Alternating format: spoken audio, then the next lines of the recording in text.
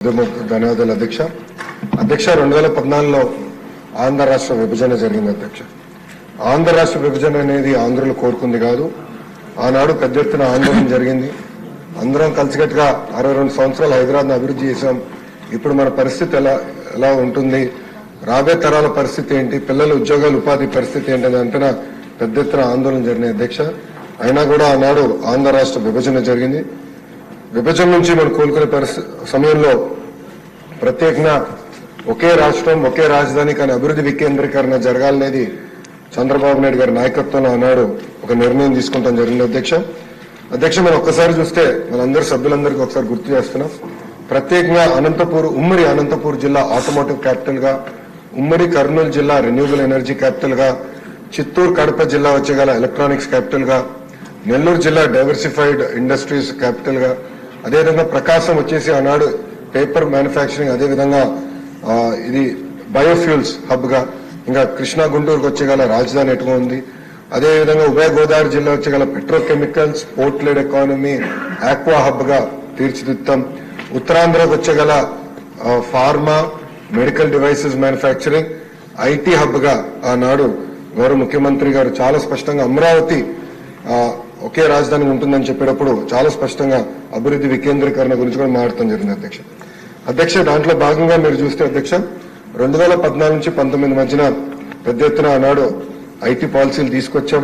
ప్రత్యేకంగా ఎలక్ట్రానిక్స్ కి వచ్చేగల తిరుపతి అదేవిధంగా కడపని కేంద్రంగా పెట్టి ఆనాడు పెద్ద ఎత్తున ఎలక్ట్రానిక్స్ మ్యానుఫ్యాక్చరింగ్ పరిశ్రమలు కూడా తీసుకొచ్చడం జరిగింది అధ్యక్ష. ఒక్కసారిగా మనం చూస్తే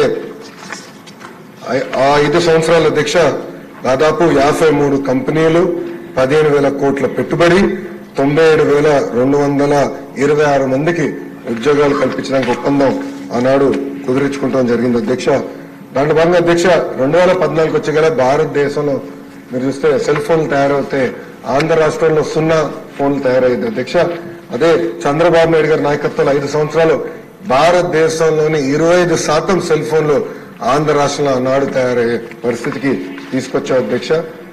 ఒక ఫాక్స్కాన్, సెల్కాన్, డిక్సన్, టీసీఎల్, అదేవిధంగా Sunny optics, pox link, Daikin ఇట్లా అనేక పరిశ్రమలు ఆనాడు తీసుకొచ్చా అధ్యక్ష. గౌరవ ముఖ్యమంత్రి గారు ఆనాడు మంత్రివర్గంలోనే ఉన్నారు అధ్యక్ష. గౌరవ ముఖ్యమంత్రి గారు మా అందరికి ఒకటే చెప్పారు, పెట్టుబడులు వస్తే మీరు ఏమైనా హామీలు ఇవ్వండి, పర్వాలేదు, మీకు నేను అండగా నిలబడతానని నేను చెప్తాను జరిగింది అధ్యక్ష. దాంట్లో భాగంగా నేను చైనాకు కూడా వెళ్ళాను అధ్యక్ష. వెళ్ళినప్పుడు టీసీఎల్ అనే సంస్థతో ఒప్పందం కుదుర్చుకోవడానికి వెళ్ళాను అధ్యక్ష. వాళ్ళతో చర్చిస్తుంటే ఒక డిన్నర్ లో డీల్ క్లోజ్ చేశాం అధ్యక్ష. మీరు రాండి, పెట్టుబడులు పెట్టండి. $300 మిలియన్ అధ్యక్ష, $300 మిలియన్ పెట్టుబడి, 20,000 మందికి ఉద్యోగాలు కల్పించే టీసీఎల్ ని నేను తీసుకొచ్చా అధ్యక్ష. వచ్చి గౌరవ ముఖ్యమంత్రి గారికి ఆ రోజు రాత్రి నాకు దొరకకపోతే నెక్స్ట్ డే ఫోన్ చేసి చెప్పాను, ఇట్లా భూమి తక్కువ ధరకు అడిగారు, కలెక్టర్ గారితో మాట్లాడి కొంచెం సబ్సిడీ ఇవ్వాల్సి వస్తుంది, ఏం పర్వాలేదు మీరు తీసుకురండి, నో ప్రాబ్లం, మీరు కమిట్మెంట్ ఇచ్చారు, దాన్ని మేము కట్టుబడి ఉంటామని చెప్పి ఎస్ఐబీబీకి వెళ్ళిన తర్వాత కూడా గౌరవ ముఖ్యమంత్రి గారి నాయకత్వం ఆమోదం తెలిపారు. మళ్ళీ కేబినెట్ కూడా తీసుకెళ్తాం జరిగింది అధ్యక్ష. అంటే ఒక మిషన్ మోడ్ లో మనం పనిచేస్తే అధ్యక్ష. ఈ 2019 వచ్చేగల మీరు చూస్తే ఒక పాలసీ లేదు, ఒక టార్గెటెడ్ అప్రోచ్ లేదు, ఎక్స్పోర్ట్స్ లో మనం ఎక్కడ గానీ ఫోకస్ లేదు, స్కిల్ డెవలప్మెంట్ ని పడుకోబెట్టేశారు అధ్యక్ష. 25% ఫోన్లు, 5 సంవత్సరాలు 25% ఫోన్లు మనం తయారు చేస్తే గత ప్రభుత్వంలో అది 5%కి పడిపోయే పరిస్థితి అధ్యక్ష. 5%. అనేక పరిశ్రమలు కూడా ఆంధ్ర రాష్ట్రం నుంచి పారిపోయే పరిస్థితి అధ్యక్ష. దాంట్లో మీరు చూస్తే అధ్యక్ష, నేను ఇప్పుడే చెప్పినట్లు 53 కంపెనీలతో మనం ఒప్పందం కుదుర్చుకుంటే దాంట్లో 27 కంపెనీలు అధ్యక్ష మన రాష్ట్రం నుంచి పక్క రాష్ట్రానికి పారిపోయినాయి అధ్యక్ష. ఒక ఉదాహరణ ఇస్తాను అధ్యక్ష. నిజంగా అధ్యక్ష, ప్రతిపక్ష పార్టీ ఈ రోజు ఇక్కడ ఉంటే నేను సూటిగా ప్రశ్నించాలనుకున్నాను అధ్యక్ష. వోల్టాస్ అధ్యక్ష, టాటా గ్రూప్ సంస్థ వోల్టాస్, వాళ్ళకి ఇచ్చిన 7 ఎకరాలు ఏదో పైప్ లైన్ వేస్తున్నారు, మాకు ఇంకో పక్కనున్న 7 ఎకరాలు ఇవ్వండి అని వాళ్ళు అడిగారు అధ్యక్ష. వాళ్ళ ఆనాడు పెట్టుబడి 1,200 కోట్ల రూపాయలు, సుమారుగా 2,000 మందికి ఉద్యోగాలు అధ్యక్ష. ఆ 7 ఎకరాలు ఇవ్వనందుకు వాళ్ళు తమిళనాడుకి వెళ్ళిపోయారు అధ్యక్ష. ఇంకో పక్కన అధ్యక్ష మైక్రోమాక్స్ అధ్యక్ష పట్టించుకోలేదు. జిఎం మాడ్యులర్, ఇప్పుడు మనం పెద్ద పెద్ద యాడ్లు చూస్తున్నాం, switch board company, Andhra company, ఆనాడు 133 కోట్ల పెట్టుబడి 2230 మందికి ఉద్యోగాలు కల్పించే కంపెనీ కూడా ఈ రోజు తెలంగాణకు పంపించారు అధ్యక్ష. మనం గతంలో చూసాం, ఏం తప్పు చేయని అమర్ రాజా బ్యాటరీ పైన ఎలా రేడ్లు చేశాం, పొల్యూషన్ రేడ్లు, అదేవిధంగా మన లేబర్ రేడ్లు, అన్ని రకాలుగా ఇబ్బంది పెట్టారు అధ్యక్ష. అమర్ రాజా బ్యాటరీ ఈ రోజు ఆంధ్ర రాష్ట్రం హైయెస్ట్ ట్యాక్స్ పేయింగ్ కంపెనీ అధ్యక్ష. అలాంటి కంపెనీని కూడా తీసుకెళ్లి తెలంగాణకు పంపించే పరిస్థితి గత ప్రభుత్వం తీసుకొచ్చినట్టు అధ్యక్ష. అంతేకాదు అధ్యక్ష, గతంలో శ్రీకాళహస్తిలో ఒక ఎమ్మెల్యే ఉన్నాడు అధ్యక్ష. అతను టీసీఎల్ సంస్థకు చెందిన బడాచోర్ నేను పాదయాత్ర, యోగలం పాదయాత్రలో పేరు పెట్టాను అధ్యక్ష. ఆయన చైనా సంస్థకి, టీసీఎల్ సంస్థకు చెందిన ఒక చైనీస్ ఎంప్లాయీని భోజనానికి పిలుస్తున్నాను పిలిచి బయట నుంచి తలుపు లాకేసి వెళ్ళిపోయాడు అధ్యక్ష. ఎందుకంటే క్యాంటీన్ కాంట్రాక్ట్ ఆయన కావాలంట, వెహికల్ కాంట్రాక్ట్ ఆయన కావాలంట అధ్యక్ష. ఇది కేంద్ర ప్రభుత్వానికి వెళ్ళింది అధ్యక్ష. కేంద్ర ప్రభుత్వానికి వెళ్ళి ప్రధానమంత్రి ఆఫీస్ దగ్గర నుంచి డైరెక్ట్ గా ముఖ్యమంత్రి గారి కార్యాలయానికి ఫోన్ వచ్చిన తర్వాత వాళ్ళు వదిలిపెట్టే పరిస్థితి అధ్యక్ష. ఇంతేకాదు అధ్యక్ష, నేను గతంలో ఐటీ గురించి మాట్లాడుతూ కూడా చెప్పాను. టీసీఎల్ సంస్థ కష్టపడి మన ప్రభుత్వం గతంలో తీసుకొస్తే అధ్యక్ష, గత అధికారులు గాని మంత్రులు టీసీఎల్ వస్తే కూర్చోబెట్టి లోకేష్ కి మీరు ఎంత వాటా ఇచ్చారని అడిగారు అధ్యక్ష. చైనీస్ కంపెనీని ఇట్లా మాట్లాడతారు అధ్యక్ష. ఇట్లా అడుగడుగునా అవమానించారు అధ్యక్ష, అడుగడుగునా ఇబ్బంది పెట్టారు అధ్యక్ష. అధ్యక్ష, మీరు చూస్తే గత 5 సంవత్సరాలు ఫాక్స్కాన్ కానివ్వండి, పెగాట్రాన్ కానివ్వండి, యాపిల్ కానివ్వండి, ఇదంతా తమిళనాడుకి, కర్ణాటకకి, తెలంగాణకి వెళ్లే పరిస్థితి అధ్యక్ష.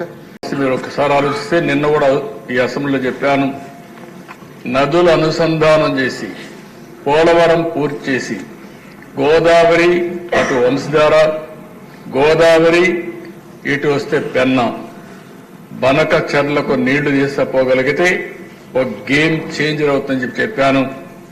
ఒక్క విషయం మీరు చూస్తే అధ్యక్ష, ఆ రోజు ఒక్క కియా మోటార్స్ రావాలంటే, దానికోసం రిజర్వాయర్ కట్టాలంటే, నీళ్లు కావాలంటే 1 సంవత్సరంలో కట్టి, ఈ రోజు ఆ రిజర్వాయర్ ద్వారా నీళ్లు ఇచ్చిన తర్వాత కియా మోటార్ వస్తే అనంతపూర్ జిల్లా ముఖ చిత్రమే మారిపోయిందంటే అది తెలుగుదేశం పార్టీ చూపించిన చొరవ అని చెప్పి కూడా నేను తెలియజేస్తున్నా.